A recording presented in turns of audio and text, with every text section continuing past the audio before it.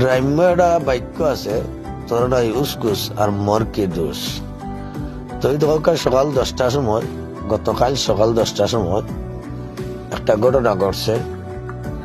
জায়গা 3 জন মারা গেছেন, আর গাড়িতে কয়জন আসলা আমরা ঘন্টাখানিক পরে গেছি হিসাবে কেউ কইতে পারে না। তো আমার একটা মানে আইডিয়া ঘর গাড়ির জয়জন আসলে 6জন মারা যাইগা।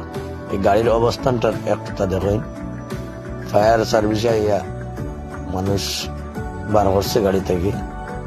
তো অবস্থানটা দেখো গাড়ির, এখানেও কোনো টার্নিং নাই, কিচ্ছু নাই, খুব ফ্রিলি রাস্তা থাকে এই জায়গাটা।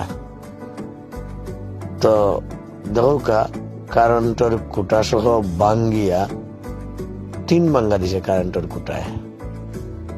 আর বুঝা যার বিমানের গতিতে কারেন্টের খুঁটার উপরে উঠছে গাড়ি। এমন অবস্থাতে অ্যাক্সিডেন্ট হয়েছে,